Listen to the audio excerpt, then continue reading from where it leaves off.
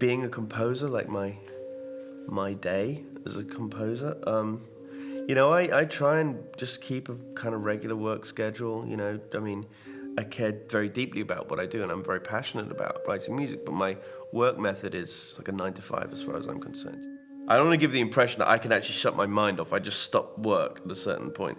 Pieces do get really in my head, and I can't get them out of my head. But this 9 to 5 thing is a way of trying to shut down the obsessiveness, which is already there. I'm always thinking about the piece. Yeah, I think it should be slower and just more ritualistic. It's really nice actually in the gaps when you just sort of, you know, there's a kind of breath and then you all hit, and then there's a very kind of sort of big rhythmic cycle feeling to the whole thing if you do it that way.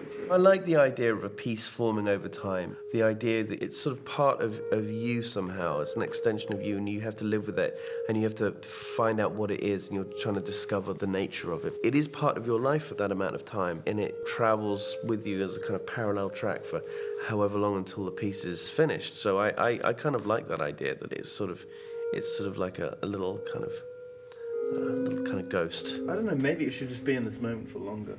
Okay. You could really stretch it out, you know? Okay. In a sense, like, think of it like dissonance, you know, like you, I mean, Yeah.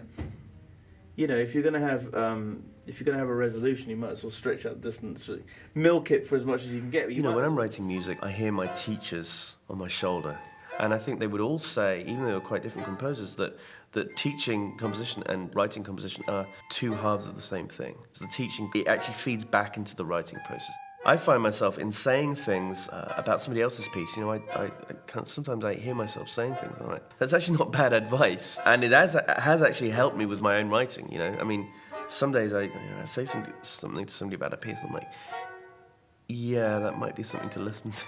You know, my advisor always used to say that, you know, teaching composition is like giving therapy. I do talk a lot to a lot of my students about a writing process and actually getting like an actual writing process. Sometimes, when you start writing things down, other things happen.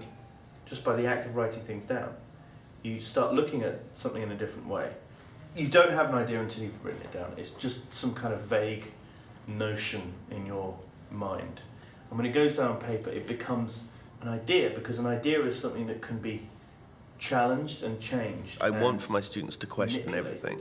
Just because I say something doesn't make it true, you know? I mean, or it might be true for me, but it's not true for you. So, you know, I mean, that's fine too. But also, really importantly, challenging what you think, you know, and actually challenging your preconceived notion. Because sometimes you can get things stuck in your head, and then one day you go, why do I think that? We always read these things about the death of classical music, you know? I mean, you see that in papers all the time. And we get these things about like how no one's listening to contemporary music, and both those things are completely false. There's this wellspring of ensembles doing really interesting, innovative work that are working with other art forms or in different venues, and they're getting audiences that may not be the typical new music audience. And so many composers are not just interested in one type of music, you know? So it's important to have a broad skill set as a composer, and there's really interesting things going on. Of course, it's tricky to make a career as a composer, but I think the kind of landscape of new music is the best it's been for a really long time.